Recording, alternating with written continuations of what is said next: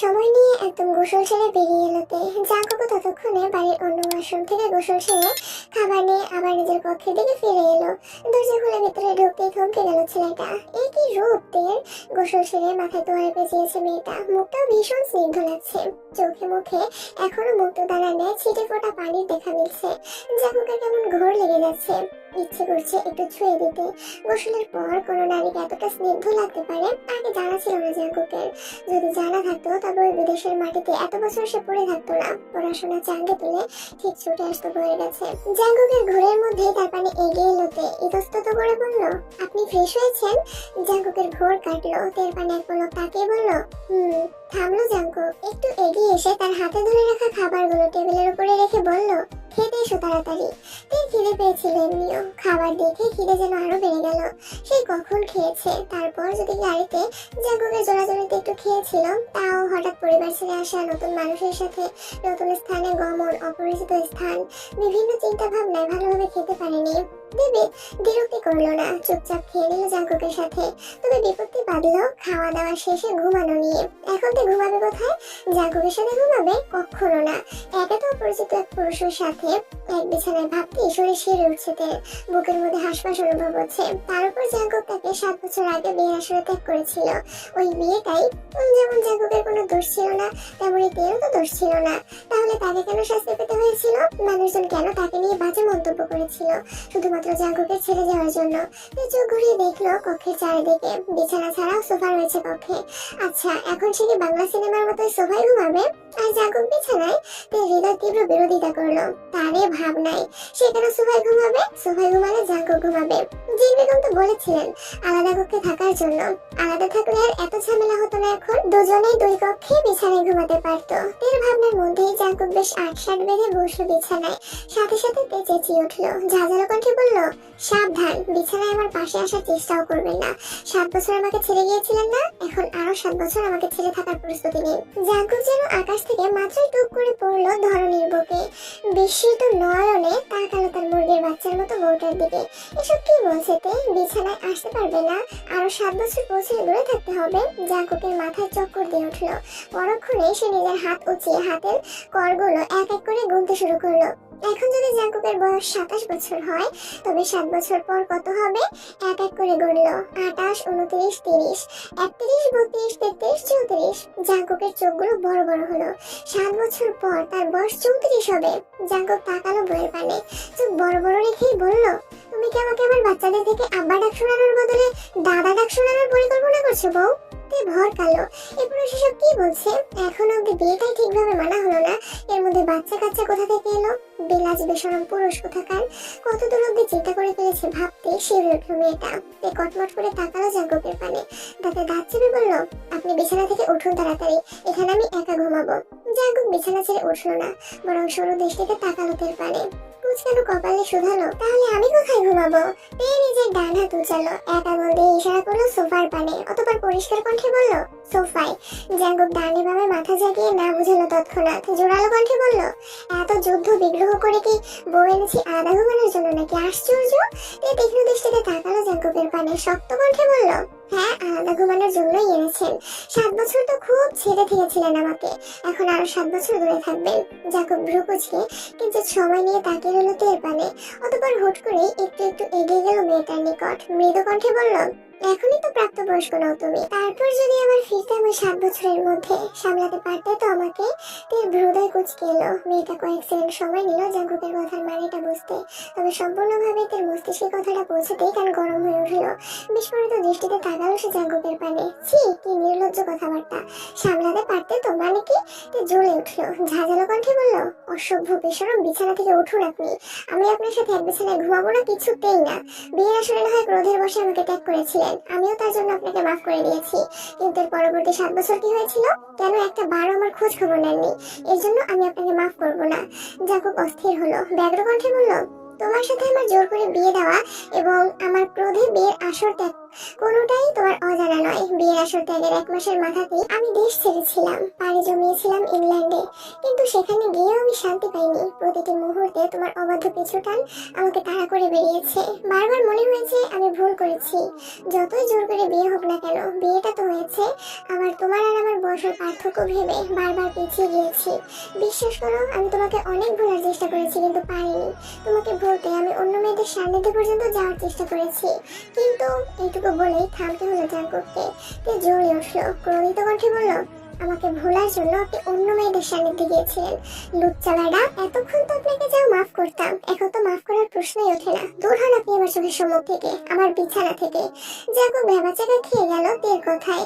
সে বেশ ভালোই বুঝলো আবেগের বশে ভুল স্থানে ভুল করে বলে ফেলেছে ভুল কথাটা। এখন কি হবে? বউ যে তার রেগে গেছে ভীষণ ভাবে। আগে তো শুধুমাত্র বিছানা ছাড়ার কথা বলেছিল, এখন তো চোখের সামনে থেকেও দূর হতে বলছে। জাঙ্কুক ব্যস্ত হলো, তেকে ঠান্ডা করতে বলল, কোনো মেয়েদের সান্নিধ্যে যাইনি তো আমি, শুধুমাত্র যাওয়ার চেষ্টা করেছিলাম। তাই ঠান্ডা হলো না, বরং তাতে দাঁত চেপে বলল, চেষ্টা তো করেছেন। থামলোতে জাঙ্কুকের পানে আঙুল তুলে বলল, এই এই আপনি এখনো বিছানায় কি করছেন? আপনাকে আমার সহ্য হচ্ছে না, বিছানা ছাড়ুন দ্রুত। জাঙ্কুক নিজের জালে নিজেই ফেসে গেছে। বিছানার এখন ইচ্ছে করছে নিজের চুলগুলো নিজে টেনে টেনে ছিঁড়তে। কে বলেছিল আবেগের বসে তাকে অন্য মেয়েদের কথা বলতে? ওইটা ছাড়া তো বাকি সব বলতে পারতো, তাহলেই হতো। জাঙ্কুক ঢোক গেল, করুণ কণ্ঠে বলল, তোমাকে ছাড়া আমি কোনো মেয়েদের সান্নিধ্যে যাইনি বউ। ওটা শুধুমাত্র একটুখানি চেষ্টা করেছিলাম, যে চেষ্টায় আমি কখনো সফলও হইনি।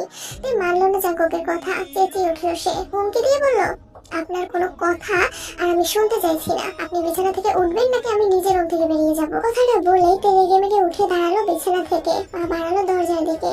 জাঙ্কুক ভরকালো, তড়িঘড়ি করে সে বিছানা থেকে উঠে দাঁড়ালো।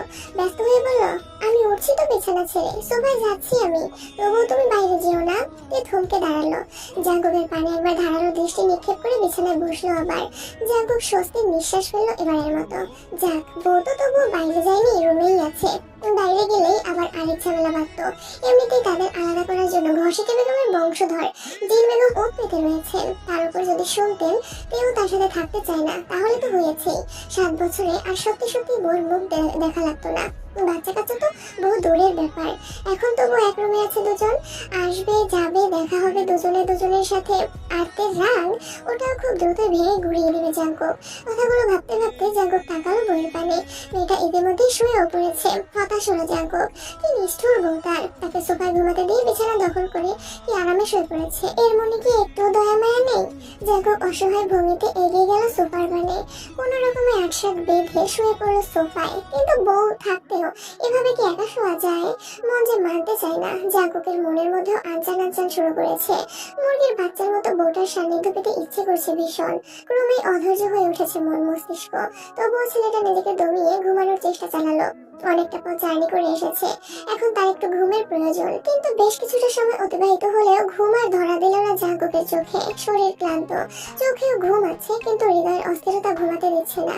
বইয়ের সান্নিধ্য না পেলে এই অস্থিরতা কাটবে বলে মনে হয় না। জাঙ্কুক সোফা থেকে মাথা উঁচিয়ে তাকালো বিছানার পানে, মৃদু কণ্ঠে ডাকলো, বউ, ও বউ। এর কোনো সাড়া দিল না আর। হয়তো ঘুমিয়ে পড়েছে মেয়েটা। জাঙ্কুক একটু কেশে গলা পরিষ্কার করে নিল। আগের তুলনায় গলা উঁচিয়ে কণ্ঠে সুর তুলে ডাকলো, বউ গো, ও বউ। কেবলই চোখ দুটো লেগে এসেছিল তের। এর মধ্যেই আবার এমন সুরে ডাকাডাকি। প্রথমবার গান শুনে কোনো সারা শব্দ না দিলেও এবার আর চুপ থাকতে পারলো না মেয়েটা। বিরক্তি ভরা কণ্ঠে বলল, কি হয়েছে? এমন ছাগলের মতো সুর তুলছেন কেন? এই অপমান করলেও সে অপমান বিন্দু পরিমাণে গায়ে লাগলো না জাঙ্কুকের। বউয়ের অপমান গায়ে লাগানোর মতো বাচ্চা কাচ্চা আর পদা হওয়ার সুযোগ পাবে না। জাঙ্কুক ভেঙচি কাটলো, ঠোঁট উল্টে দিয়ে বলল, এইটুকু ছোট সোফায় আমার এত বড় শরীরটা আটাচ্ছে না বউ। থামলো জাঙ্কুক, পরপর নিজের পায়ের দিকে ইশারা করে বলল, পা দুটো বাইরে পড়ে আছে দেখো। এই বিছানায় উঠে বসলো, কপালে ভাঁজ ফেলে তাকালো জাঙ্কুকের পানে। ভারী কণ্ঠে বলল, তো আমি কি করব? গলা খাকারে দিল জাঙ্কুক, আমতা আমতা করে বলল, আমাকে একটু বিছানায় নাও না। না, এর কাট কাট কণ্ঠস্বর, তবে হাল ছাড়লো না জাঙ্কুক। মলিন কণ্ঠে বলল, সারাটা রাত কোনোটা পথ জার্নি করে এসেছি, শরীরটাও ক্লান্ত লাগছে ভীষণ। এখন যদি একটু ঠিকভাবে ঘুমাতে না পারি, যা কি আর করার, বউ যখন বিছানায় স্থান দেবে না, বাধ্য হয়ে এখানেই থাকতে হবে। এবার পুরো দৃষ্টিতে তাকালো জাঙ্কুকের পানে, মায়া হলো মেয়েটার। যত যাই হোক না কেন, এটা জাঙ্কুকের রুম, সেখানে জাঙ্কুক ঠিকভাবে ঘুমাতে পারবে না আর তে আরামে ঘুমাবে, বিষয়টা মোটেই ভালো দেখায় না। যদিও তের বেশ ইতস্তত লাগছে এভাবে এক বিছানায় জাঙ্কুকের সাথে ঘুমাতে, কিন্তু উপায় তো নেই। এখন বাইরে গিয়ে আলাদা থাকার কথাও বলা যাচ্ছে না, নতুন বসে লাজ লজ্জারও তো একটা ব্যাপার আছে। চাইলে কি শ্বশুর শাশুড়ির কাছে গিয়ে বলা যায় আমি আলাদা ঘুমাবো? তারাও বা কিভাবে? তাছাড়া জাঙ্কুক তার স্বামী, যতই মান অভিমান থাকুক না কেন, সারা জীবন তো আর আলাদা থাকতে পারবে না, একসাথে একদিন না একদিন থাকতেই হবে। তা এখন হোক আর তখন। ফুস করে একটা নিঃশ্বাস ছাড়তে অতঃপর বলল, বিছানায় আসুন। জাঙ্কুকের অস্ত্র প্রসারিত করে হাসলো। যাক, তার পরিকল্পনা কাজে দিয়েছে, বউ তাকে বিছানায় দিয়েছে, এদিকে শান্তি আর বা কি আছে। জাঙ্কুক আনন্দে গদগদ হয়ে বিছানায় গেল, সাথে সাথেই তে একটা কোলবালিশ ফেলে দিল বিছানার মধ্য বরাবর। জাঙ্কুকের পানে তাকে কাট কাট কণ্ঠে বলল, আপনি কোলবালিশের ওপাশে ঘুমাবেন আর আমি এপাশে। ভুলেও এই কোলবালিশ সরিয়ে এপাশে আসার চেষ্টাও করবেন না, মনে করবেন এটা ভারত চীনের বর্ডার। জাঙ্কুকের মুখখানা চুপসে গেল। কত আশা নিয়ে সে বিছানায় এসেছিল, আর শেষে কি হলো? তাদের মধ্য বরাবর আগাছা হয়ে উদয় হলো এই কোলবালিশের। জাঙ্কুক হতাশ দৃষ্টিতে তাকালো তের পানে, অসহায় কণ্ঠে বলল, এর নাম ভারত চীন বর্ডার না রেখে ভারত বাংলাদেশ বর্ডার রাখা যায় না বউ? ভারত বাংলাদেশ বর্ডার হলে মাঝে মধ্যে তো তাও 2-4 পয়সা ঘুষ দিয়েও বর্ডার পেরোনোর সম্ভাবনা থাকে, কিন্তু ভারত চীন বর্ডারে নো চান্স, সোজা গুলি করে খুলি উড়িয়ে দেবে। তীক্ষ্ণ দৃষ্টিতে তাকালো জাঙ্কুকের পানে, কাট কাট কণ্ঠে বলল, গুলি করে আপনার খুলি উড়াতে পারবো কিনা জানি না, তবে এই কক্ষ থেকে ঠিক বেরিয়ে যেতে পারবো। এই কোলবালিশ ভেদ করে এদিকে আসার চেষ্টা করলে সোজা রুমের বাইরে চলে যাবো বলে দিলাম। জাঙ্কুক চোখ মুখ কুচকালো, কাঁদো কাঁদো কণ্ঠে বলল, তুমি তো দেখছি ভারত চীনের বর্ডারের থেকেও ভয়ঙ্কর বউ। তুই গায়ে মাখলো না জাঙ্কুকের কোনো কথা। এই বান্দা সর্বদাই এমন আজগুবি সব কথা বলবে, এ আর নতুন কি? মেয়েটার সময় নষ্ট করলো না, জাঙ্কুক একটা বেঞ্চি কেটে পাশ ফিরে শুয়ে পড়লো। চোখ বন্ধ করে বলল, আজে বাজে কথা রেখে ঘুমাতে দিন এখন। জাঙ্কুকও আর কথা বাড়ালো না, বউয়ের পানে একবার অসহায় দৃষ্টি নিক্ষেপ করে শুয়ে পড়লো কোলবালিশের পাশে। তবে ঘুমালো না জাঙ্কুক, বউকে পাশে রেখে কি আর তার মতো পুরুষের ঘুমানো সম্ভব নাকি? এতদিন পর বউকে পাশে পেয়ে শরীরে প্রেমের জোয়ার বইছে বেচারার। জাঙ্কুক বেশ কিছুক্ষণ সময় ঘুমের ভান ধরে মটকা মেরে পড়ে রইল বিছানার উপর। অতঃপর তেনার কোনো সারা শব্দ না পেয়ে উঠে বসলো, উকি দিয়ে দেখলো যে সত্যিই ঘুমাচ্ছে কিনা। বাহ্যিক দৃষ্টিতে তো মনে হচ্ছে মেয়েটা ঘুমিয়েছে, তবুও জাঙ্কুক নিজের হাত বাড়িয়ে তের নাকের কাছে ধরলো, ভালোভাবে পর্যবেক্ষণ করলো ঘুমিয়েছে কিনা। না, এবার তো মনে হচ্ছে সত্যিই ঘুমিয়েছে। জাঙ্কুক আস্তে দিয়ে তার আর তের মধ্যকার কোলবালিশটা সরিয়ে দিল, অতঃপর খুব সাবধানে শুয়ে পড়লো তের গা ঘেঁষে। ইস, এই মিষ্টি একটা গন্ধ আসছে তার বউয়ের শরীর থেকে, অথচ এই মেয়েটা কিনা তাকে দূরে রাখতে চেয়েছিল। জাঙ্কুক আলতোভাবে তের কোমরে হাত দিল, টেনে নিয়ে মিশিয়ে নিল নিজের বক্ষের সাথে। আলতোভাবে তের কপালে চুমু খেয়ে বলল, ভারত চীনের বর্ডার কেন? চীনের মহাপ্রাচীর তুলে দিলেও তো আমাকে আমার বউয়ের সাথে আলাদা করা যাবে না। কথাটা বলে অস্ত্র প্রসারিত করে হাসলো জাঙ্কুক, পেটে লুকিয়ে নিল বুকের মধ্যেখানে। অতঃপর চোখ বন্ধ করে পাড়ি জমালো ঘুমের দেশে। সময় গড়ালো কিছুটা, সকালের সূর্যটাও তেজ বাড়িয়ে দিয়েছে, তার প্রখরতা ছড়িয়ে দিয়েছে চারদিকে। চারপাশ থেকে আজানের সুমিষ্টি ধ্বনিও শোনা যাচ্ছে, হয়তো জোহরের আজান পড়েছে। সারা রাত জার্নি করে এসে ভোরের দিকেই তো ঘুমিয়েছিল তেয়ার জাঙ্কুক, তাই বাড়ির কেউ আর ডাকেনি তাদের। তবে জোহরের আজানের ধ্বনি করে পৌঁছতেই ঘুম ভাঙলো জাঙ্কুকের। পিট পিট করে চোখ খুলতে চোখের সম্মুখে ভেসে উঠলো তার ঘুমন্ত মুখশ্রী। কি স্নিগ্ধ লাগছে মেয়েটাকে। জাঙ্কুকের হৃদয় প্রশান্তি অনুভব করলো। তার কতদিনের স্বপ্ন ছিল এভাবে বুকের ভিতর বাচ্চা বউটাকে নিয়ে ঘুমাবে, আবার জেগে উঠেও দেখবে বউটার ঘুমন্ত মুখশ্রী। আজ সেই স্বপ্ন বুঝি পূরণ হলো। জাঙ্কুক পুরো দৃষ্টিতে তাকালো মেয়েটার পানে। ঘুমানোর দরুন নাক, গাল, চোখ কেমন ফুলে ফেপে উঠেছে। জাঙ্কুকের লোভ লাগলো, ইচ্ছে হলো একটু ছুঁয়ে দিতে। ছেলেটা এই পর্যায়ে নিজের ইচ্ছেটাকে দমন করলো না, হাত বাড়িয়ে আলতোভাবে ছুঁয়ে দিল বউয়ের নাক, গাল, ওষ্ঠ। তবে এতেও বুঝি তার তৃষ্ণা মিটলো না, হৃদয়টা আরো কিছু চাইলো। নিষিদ্ধ চাওয়ারা তরতরিয়ে জাগ্রত হলো। জাঙ্কুক একটু ঝুঁকলো তের পানে, হাত বাড়িয়ে আলতোভাবে ঠোঁট ছুঁয়ে দিল মেয়েটার নাক, কপাল এবং গাল। এরপর আবার সেই অস্ত্র। আগেরবার এই অস্ত্রে চুমু খেতে গিয়েই ধরাটা খেয়েছিল, এবারও যদি ধরা খায় তবে আর রক্ষে নেই, বউ সোজা রুম ছেড়ে দিবে। জাঙ্কুক একবার ভাবলো চুমু খাবে না, কিন্তু মনটাকে কোনোভাবেই দমাতে পারলো না সে। চুমু খাবে না করেও চট করে একটা চুমু খেলো তের অস্ত্রে। মেয়েটা কোনোভাবে টের যাতে না পায় তাই অতি দ্রুত সরে এলো, ঝুঁকি না নিয়ে কোলবালিশটা আবার রেখে দিল তে আর তার মাঝখানে। অতঃপর মৃদু কণ্ঠে ডাকলো মেয়েটাকে, বউ, ও বউ। নড়ে চড়ে উঠলো তে, তবে পুরোপুরি উঠলো না। জাঙ্কুকও আর ডাকলো না। মেয়েটা ঘুমাচ্ছে, আর একটু ঘুমাক।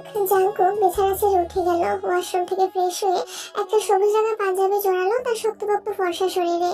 অতবার টুপি মাথায় রওনা হলো মসজিদে। তের ঘুম ভাঙলো তখন ঘড়ির কাঁটায় প্রায় দুপুর 2টা বেজেছে। ঘুমের ঘুরে চোখ বন্ধ রেখে বিছানায় উঠে বসলো সে। ফোলা ফোলা চোখ মুখে তাকালো পাশে, দেখলো কোলবালিশটা একদম যথাস্থানেই আছে, আর জাঙ্কুকও কক্ষে নেই। যাক, অন্তত ছেলেটার একটু তো সুবুদ্ধি হয়েছে, এই কোলবালিশটা পেরোনোর চেষ্টা করেনি। হাত তুলে আলমোড়া ভাঙলোতে হঠাৎ কক্ষে টানানো দেয়াল ঘড়ির পানে তাকাতে চক্ষু চড়ক গাছ তার। 2টা বেজে গেছে, এত সময় ঘুমিয়েছে, আর কেউ তাকে ডাকলোও না। তে তড়িঘড়ি করে বিছানা ছেড়ে উঠে পড়লো। নতুন বাড়ি, নতুন মানুষ, তারপর নতুন বউ। সে যদি এভাবে ঘুমিয়ে থাকে তাহলে কিভাবে হয়? সবাই কি ভেবেছে কে জানে। তে হন্তদন্ত হয়ে ওয়াশরুম থেকে ফ্রেশ হয়ে বেরিয়ে এলো। একটু শান্ত মনে জোহরের নামাজটা আদায় করলো। অতঃপর শরীরে জড়ানো 3 পিসের ওড়নাটা মাথায় ভালোভাবে জড়িয়েই বেরিয়ে এলো কক্ষে থেকে। কিন্তু এ কি, বাড়ির সবাই কোথায়? তে শরীরে জড়ানো ওড়নাটা আরেকটু টেনে ঠিক করলো। তাকালো আশেপাশে। ভোরেও তো এই বাড়িতে ভরপুর মানুষ দেখলো, এখন কই সব? হঠাৎ পাশের এক কক্ষ থেকে টুংটাক আওয়াজ ভেসে এলো তের কানে। হয়তো ওখানে কেউ আছে। আওয়াজগুলো অনুসরণ করে সে কক্ষের পানে গেল। মেয়েটা দেখা মিলল জিন বেগমের। সম্ভবত এটা ডাইনিং কক্ষ। টেবিলে খাবার দাবার ছড়িয়ে ছিটিয়ে রয়েছে কক্ষের চারিদিকে। কক্ষে অন্য কারো উপস্থিতি অনুভব করতেই জিন বেগম সেদিকে ফিরে তাকালেন। তেকে একগাল হেসে বললেন, উঠে পড়েছিস? আয় বস, একসাথে খাবো আমরা। তে এগিয়ে গিয়ে দাঁড়ালো টেবিলের পাশে। বসবে নাকি বসবে না দ্বিধায় আছে। কেমন ইতস্তত লাগছে তার। আর জাঙ্কুকটাও বা কোথায়? ঘুম থেকে উঠে তো একটা বারের জন্য দেখা মিলল না তার। কোথাও কি বেরিয়েছে? জিন বেগমের কাছে জিজ্ঞেস করবে কি? না না, কি নাকি ভাবে আবার। তের ভাবনার মধ্যে জিন বেগমের কণ্ঠস্বর ভেসে এলো। ভ্রু কুঁচকে তিনি বললেন, কি হলো বস? ইতস্তত করলো। চেয়ারে বসতে বসতে বলল, এই তো বসছি আন্টি। জিন বেগমের চোখ গরম করে তাকালেন তের পানে। শাশুড়ি বললেন, এই আন্টি কে রে? মা বলবি মা। তে তাকালো শাশুড়ির পানে। মানুষটা কত ভালো, এইটুকু সময়ে কেমন আপন করে নিয়েছেন। তের এই মুহূর্তে ইয়ঞ্জন বেগমের কথা ভীষণ ভাবে মনে পড়লো। তার মা কেমন আছে? ঠিক আছে তো? নাকি কান্নাকাটি করছে তার জন্য? কাল থেকে একটা খোঁজ খবরও নেওয়া হয়নি। তের চোখ জোড়া ছলছল করে উঠলো। তবে তা জিন বেগমের নজরে আসার আগেই লুকিয়ে ফেললো। জিন বেগম খাবারের প্লেট এগিয়ে দিলেন তের সম্মুখে। প্লেটে খাবার বেড়ে দিতে দিতে বললেন, মা বলে ডাকবি তো আমায়? বিরক্তি করলো না, মাথা নাড়িয়ে হ্যাঁ সম্মতি দিল। জিন বেগম হাসলেন, তাড়া দিয়ে বললেন, খেয়ে নে তাড়াতাড়ি। সে কখন খেয়েছিস? উসখুস করলো। হৃদয়ে হানা দিল জাঙ্কুক খেয়েছে কিনা প্রশ্নটা। হাজার হলেও এটা জাঙ্কুকের বাড়ি, তার মরফতেই তো এখানে এসেছে। তার খোঁজ খবর নেওয়াটা অবশ্যই তার কর্তব্য, কিন্তু সরাসরি প্রশ্ন করতেও কেমন ইতস্তত লাগছে। শেষে একটু ঘুরিয়ে পেঁচিয়ে জিজ্ঞেস করলো, বাড়ির সবাই খেয়েছে? হ্যাঁ, সবাই খেয়ে নিয়েছে, শুধুমাত্র বাকি আছে তুই, আমি আর তোর গুণধর স্বামী। জাঙ্কুক খায়নি শুনে তেরও আর খেতে ইচ্ছে হলো না। তবে নিজের মনের কথাটা সাহস করে শাশুড়ির নিকট জানাতে পারলো না। অনিচ্ছা সত্ত্বেও প্লেটে হাত রাখলো সে। ঠিক তখনই তার পেছন থেকে ভেসে এলো এক ভারী কণ্ঠস্বর। গম্ভীর কণ্ঠে বলল, আমাকে রেখে খেতে বসে গেছো? এত পাষাণ হতে পারলে তুমি বউ? জাঙ্কুকের কণ্ঠ কর্ণে পৌঁছাতেই পেছন ঘুরে তাকালোতে। অমনি যেন থমকে গেল মেয়েটা। হৃদস্পন্দন বেড়ে গেল দ্রুত। জাঙ্কুক পাঞ্জাবি পরেছে আজ, আবার মাথায় টুপি। এই মুহূর্তে তার চোখে এই পুরুষকে পৃথিবীর সবচেয়ে স্নিগ্ধ লাগছে। যদিও এর আগে একবার পাঞ্জাবি পরা অবস্থায় জাঙ্কুককে দেখেছে কিন্তু এত খেয়াল করেনি। তখন তো শাড়ি আর পাঞ্জাবি ছেঁড়ার তালে ছিল দুজনেই। তাছাড়া তখন মাথায় টুপিও ছিল না। এর ভাবনার মধ্যে জাঙ্কুক মাথার টুপিটা খুলে পকেটে ঢুকালো। একটু এগিয়ে এসে ধপ করে বসে পড়লো তার পাশের চেয়ারটায়। একটু ঝুঁকে বলল, আমাকে কি একটু বেশি সুন্দর লাগছে বউ? তে থতমত খেয়ে গেল জাঙ্কুকের প্রশ্নে। তৎক্ষণাৎ মাথা নুয়ে দৃষ্টি নিবদ্ধ করলো খাবারের থালায়। জাঙ্কুক আর একটু গা ঘেঁষে বসলো তের পানে। মেয়েটার কানের কাছে মুখ নিয়ে ফিসফিসিয়ে বলল, মুরগির বাচ্চা জামাই হাঁসের বাচ্চা আর সুন্দর তো হওয়ারই কথা, তাই না বউ? তে আর চোখে তাকালো জাঙ্কুকের পানে। বিড়বিড়িয়ে বলল, হাঁসের বাচ্চা না ছাই, আপনি আস্ত একটা ব্রিটিশের বাচ্চা। তুই কথাগুলো বিড়বিড়িয়ে বললেও জাঙ্কুকের শরীরে কষ্ট হলো না তেমন। কাছাকাছি বসেছিল দুজন। জাঙ্কুক সাথে সাথে তের বলা বাক্যের বিরোধিতা করলো। কণ্ঠ খাদে রেখেই বলল, তুমি ভুল বললে বউ, আমি মোটেও ব্রিটিশের বাচ্চা নই, আমি আস্ত একটা ঘষিটি বেগমের বাচ্চা। কথাটা শেষ হতে না হতেই জিন বেগম খাবার দিলেন জাঙ্কুককে। কপট রাগ দেখিয়ে বলল, নামাজে গিয়েছিলি সেই কখন? এখন ফেরার সময় হলো তোর? বাড়ির সবার খাওয়া দাওয়া সেই কখন শেষ? মায়ের কথা শুনে সোজা হয়ে বসলো জাঙ্কুক। স্বাভাবিক কণ্ঠে বলল, মসজিদে পুরনো কিছু বন্ধুদের সাথে দেখা হয়ে গিয়েছিল, তাই আসতে আসতে একটু দেরি হয়েছে। জিন বেগম তাকালেন ছেলের পানে, কণ্ঠে বিরক্তি নিয়ে বললেন, তোর বন্ধু বান্ধব মানে তো সব গুন্ডা মাস্তান, ওগুলোর সাথে আবার এত কথা কিসের? জাঙ্কুকের মুখশ্রী থমথমে হলো। মায়ের বাণী সরদৃষ্টি নিক্ষেপ করে সে বলল, ওরা মোটেও গুন্ডা মাস্তান নয় মা, ওদের মতো ভালো ছেলে তুমি এ তল্লাটে আর একটাও পাবে না। জিন বেগম মুখ বাঁকালেন, তার ছেলের সঙ্গে বললেন, একদম তোর মতো ভালো, হাড়ে হাড়ে সব বজ্জাতগিরি। মায়ের কথার প্রেক্ষিতে জাঙ্কুক মুখ খুলল, ভাবলেশীন ভাবে বলল, ঘসিটি বেগমের ছেলে হয়ে যদি হাড়ে হাড়ে বজ্জাতগিরি না থাকে তবে তোমার নামই তো ডুববে মা। জিন বেগম ফুঁসে উঠলেন, দুই হাত দিয়ে টেবিলে থাপ্পড় মেরে উঠে দাঁড়ালেন তিনি। জিন বেগমের হাতের আঘাতে কেঁপে উঠল টেবিলটা, তে হকচকে উঠল মুহূর্তেই। এতক্ষণ চুপচাপ মা ছেলে ঝগড়া দেখছিল সে, কেউ দুজনের মধ্যে বলতে পারছিল না কিছুই। এইটুকু সময়ে এই মা ছেলেকে সে যতটুকু সময় দেখেছে ততটুকু সময় দেখেছে শুধু ঝগড়া করতে। তবে এখন মনে হচ্ছে এদের থামানো প্রয়োজন, নয়তো ঝগড়া বেশি দূর গড়িয়ে যেতে পারে। এখানে আর কেউ নেইও যে সে এই মা ছেলের ঝগড়া থামাবে। তাই নিজের সাথে নিজে যুদ্ধ করে মুখ খুলল শেষে, আমতা আমতা করে বলল, বাকিটুকু আর বললো না। একটু আগেই তো জিন বেগম তাকে মা ডাকতে বলেছিলেন, এখন যদি এবার আন্টি ডাক শুনে আবার রেগে যান। এমনি ভীষণ রেগে আছে মহিলা, যদিও হঠাৎ একজন প্রায় অপরিচিত নারীকে মা বলতে ইতস্তত লাগছে, তো এর তবুও উপায় তো নেই। এই মা ছেলেকে থামাতে হলে নিজের ভিতরে ইতস্ততা বোধকে গলা টিপে মারতে হবে। তো এলোমেলো দৃষ্টি ফেললো, ঢোক গেলে বলল, মা আপনি উত্তেজিত হবেন না, আপনার ছেলে তো একটু এমনই, তা তো অবশ্যই জানেন আপনি। জিন বেগম তাকালেন তের পানে, ক্রোধ চেপে হঠাৎ হাসলেন তিনি, দ্রুত চেয়ারে বসে বললেন, তুই আমাকে মা বলে ডেকেছিস, কি যে শান্তি লাগছে আমার।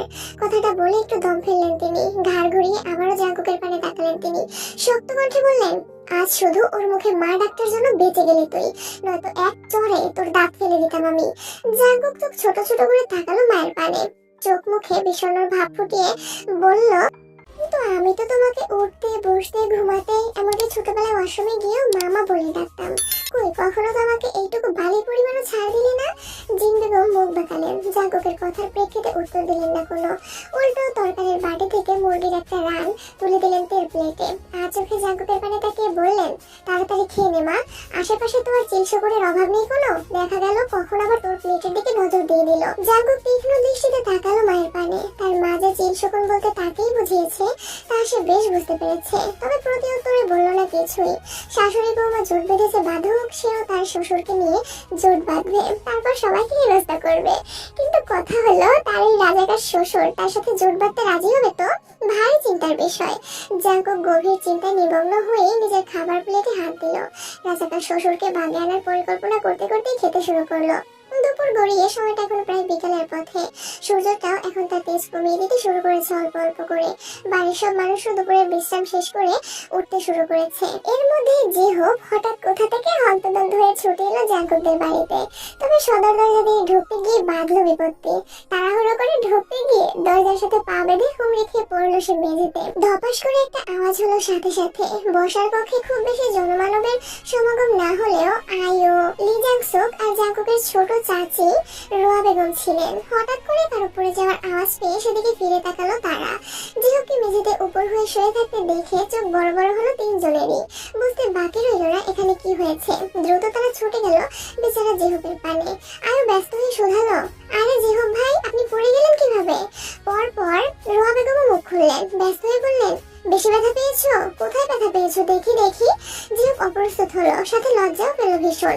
ইস কি এক বিদঘুটে ঘটনা ঘটে গেল তার সাথে।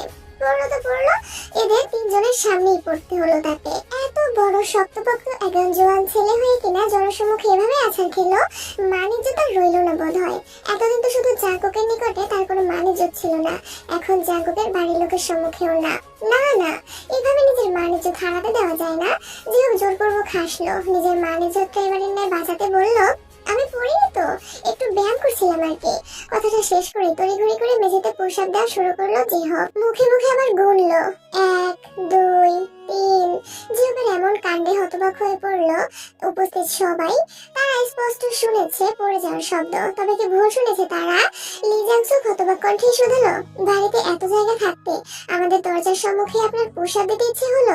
জিহ্ব ভাই, জিহ্ব প্রসাদ দেওয়া বন্ধ করলো, ভ্যাবলার মতো হেসে বলল, তোমাদের দরজাটা ভারী সুন্দর, দেখলেই ইচ্ছে করে 2-4টা প্রসাদ দেই, তাই প্রসাদ দিচ্ছিলাম আর কি। কথাটা বলে উঠে দাঁড়ানোর চেষ্টা করলো জিহ্ব। সাথে সাথে ব্যথায় কোকিয়ে উঠলো সে। কোমরে বেশ ভালোই ব্যথা পেয়েছে, তবে বসতে দিল না উপস্থিত কাউকে। কোন রকমে কোমরটা চেপে বলল, জাঙ্কুক স্যারের সাথে জরুরি কথা আছে, ওনার কাছে যাই আমি, ঠিক আছে? কথাটা বলে তড়িঘড়ি করে পা বাড়ালো বাড়ির ভেতরের দিকে। কোনো মতে নিজের ইজ্জত নিয়ে তাদের সম্মুখ থেকে কেটে পড়লো আর কি। জাঙ্কুক আর তে নিজেদের কক্ষে ছিল, খেয়ে দিয়ে একটু শুয়েছিল আবার। আর তাদের মাঝখানে তো সেই ভারত চীনের বর্ডার হিসেবে কোলবালিশ আছে। জাঙ্কুক এপাশ ওপাশ করলো কয়েকবার, অতবার মাথা তুলে উঁকি দিল তের পানে। মেয়েটা শুয়ে আছে অন্যদিকে মুখ করে, চুলগুলো খুলে ছড়িয়ে রেখেছে বালিশের উপর। জাঙ্কুক কিঞ্চিত সময় নিয়ে চেয়ে রইল সেই খোলা চুলের পানে, অতঃপর কিছু একটা ভেবে উঠে বসলো বিছানায়। খুব সাবধানে তেল কিছু চুলনে পেঁচিয়ে নিল নিজের টি শার্টের বোতামের সাথে।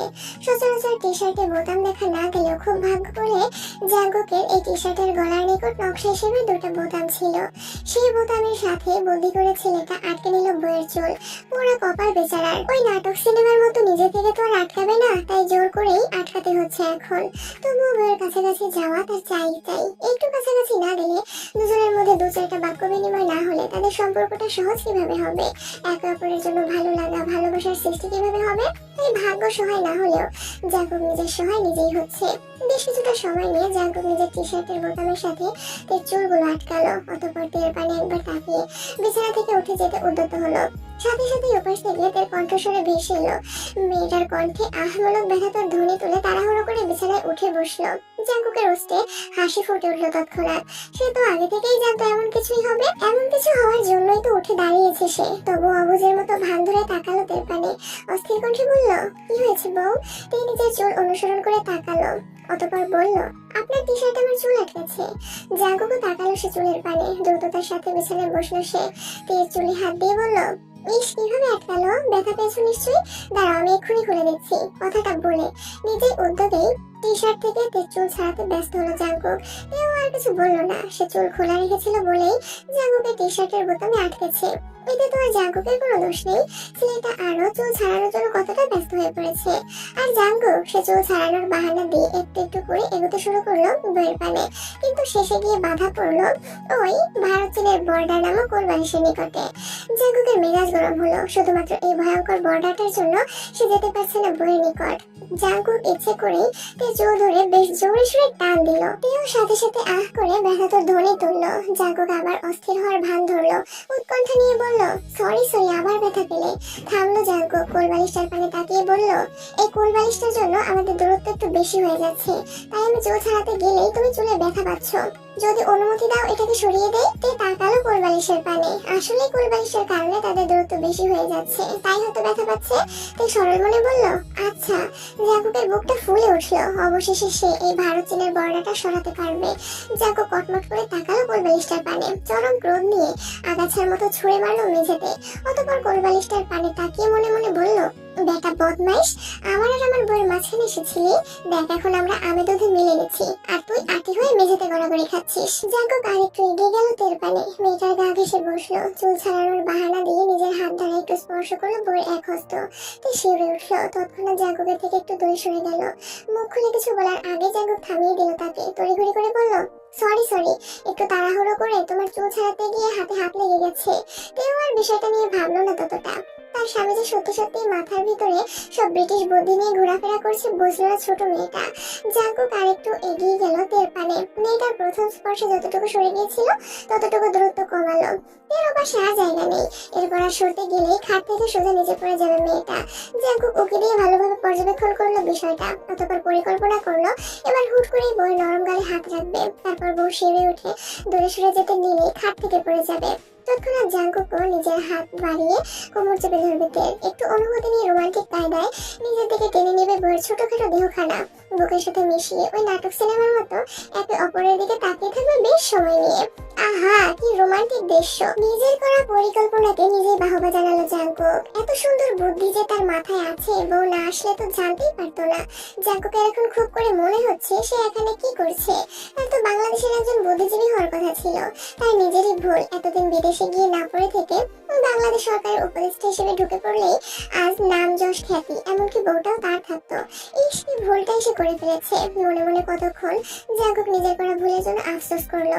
অতঃপর পরিকল্পনা অনুযায়ী সকৌশলে নিজের হাত চুলের উপরে রেখে বাড়িয়ে দিল তের পানে। কিঞ্চিত সময়ের মধ্যে তের গালও ছুঁয়ে দিল তার শক্তপোক্ত পুরুষের হাত দ্বারা। হঠাৎই জাঙ্কুকের এমন স্পর্শ পেয়ে কেঁপে উঠল তে। পিছনের অবস্থা যাচাই বাছাই না করে দ্রুততার সাথে নিজেকে সরিয়ে নিতে চাইল পেছনের দিকে। জাঙ্কুকের পরিকল্পনা মাফিক মেয়েটা পড়ে যেতে নিল খাট থেকে। জাঙ্কুক ভীষণ আবেগ নিয়ে নিজের এক হাত বাড়িয়ে দিয়ে ধরতে চাইল বইয়ের নরম কোমরখানা, কিন্তু ধরতে আর পারল না। ঠিক তখনই তাদের বন্ধ দরজায় টোকা পড়লো। না চাইতে জাঙ্কুকের কান সেদিকে চলে গেল, আর এইটুকুতেই ঘটে গেল মহা বিপত্তি। তে ধপাস করে পড়লো ইট কংক্রিটে গড়া পাকা মেঝেতে। চিত হয়ে পড়তেই মাথায় আঘাত পেল মেয়েটা। সাথে সাথে জাঙ্কুকের টি শার্টের বোতামে পেঁচিয়ে থাকা চুলগুলো ছিঁড়ে গেল চরচর ধরে তোলে। তে তীব্র বেগে চেঁচিয়ে উঠল, ও মা গো! জাঙ্কুক আহম্মক বনে গেল আকস্মিক ঘটে যাওয়া ঘটনায়। বোকা বোকা চোখে তাকালো তের পানে। মেয়েটা এখনো চিত হয়ে পড়ে আছে মেঝেতে, মাথা চেপে ব্যথায় কাতরাচ্ছে। জাঙ্কুক অস্থির হলো। নিজের ভাবনা চিন্তা বাদ দিয়ে নেমে পড়লো বিছানা থেকে। তড়িঘড়ি করে থেকে ধরে বসালো। ব্যাকুল কণ্ঠে বলল, ব্যথা পেয়েছো? কোথায় ব্যথা পেয়েছো? নিশ্চয়ই মাথায়। তে কোনো জবাব দিল না। লজ্জায় মরে মরে অবস্থা তার। ইস, কিভাবে বিছানা থেকে চিত হয়ে পড়ে গেল মেঝেতে। ছেলেটা নিশ্চয়ই মনে মনে হেসেছে তের উপর। ভেবেছে মেয়েটা বোকা নেকা, নয়তো পেছনে জায়গা না দেখেও সরতে কেন গেল। জাঙ্কুককে জবাবের অপেক্ষা করলো না, নিজ উদ্যোগেই দেখতে শুরু করলো মেয়েটার মাথা খানা। কিঞ্চিত সময় নিয়ে বউয়ের চুলের ভাঁজগুলো দেখতে দেখতে ফুঁসে উঠলো জাঙ্কুক। কোন বজ্জা দেশে দরজায় টোকা দিল, না দিল তার পরিকল্পনা সার্থক হতে, আর বউটাকেও ব্যথা দিল। জাঙ্কুক ক্রোধে ফুসফুস করতে করতে এগিয়ে গেল দরজার পানে। শক্ত হাতে দরজাটা খুলতেই দেখা মিলল জিহপের। বেচারা দরজার বাইরে কোমর চেপে ধরে দাঁড়িয়ে রয়েছে। জিহপকে দেখে জাঙ্কুকের ক্রোধ বাড়লো আরো। দাঁতে দাঁত চেপে বলল, তোকে আমি এমনি এমনি মির্জাফরের বংশধর বলি বেয়াদব? কেবলই একটু বউয়ের কাছাকাছি গিয়েছিলাম, যেতে দিলি না আমাকে। টেনে হিসে বউর থেকে দূরে সরালি, সাথে সাথে বউটাকে একটা আছাড় মারলি। যে ভ্যাবাচাকা খেয়ে গেল জাঙ্কুকের কথায়। সে আবার কি করলো? প্রথমত এই বিকালের সময়ে যে জাঙ্কুক নামক প্রাণী তার বউয়ের কাছে যাওয়ার চেষ্টা করছে, এটা পৃথিবীর কে বুঝবে? দ্বিতীয়ত সে কখন থেকে আছাড় মারলো? সে তো দরজার সম্মুখে দাঁড়ানো, ভিতরে গেল না জাঙ্কুকের বউকে আছাড় মারবে। জিহব তাকালো জাঙ্কুকের পানে, বোকা বোকা কণ্ঠে বলল, আমি কখন ম্যামকে আছাড় মারলাম স্যার? জাঙ্কুক বিরক্তি নিয়ে তাকালো জিহবের পানে, তীক্ষ্ণ কণ্ঠে বলল, তুই শুধু আমার বউকে আছাড় মারিস নি আহম্মক, সাথে আমার আবেগটাকেও আছাড় মেরে আহত করে দিয়েছিস। আর একটু হলেই বউটাকে বুকে নিতাম, নিতে দিলি না। থামলো জাঙ্কুক, আবার বলল, তোর কলেজে আমি ভাজা ভাজা করবো বেয়াদব। তোর সাথে আমি এক জঙ্গি নারীর বিয়ে দেব, তারপর বউ সহ তোর পেটে বোমা বেঁধে ছাদে ঝুলিয়ে রাখবো।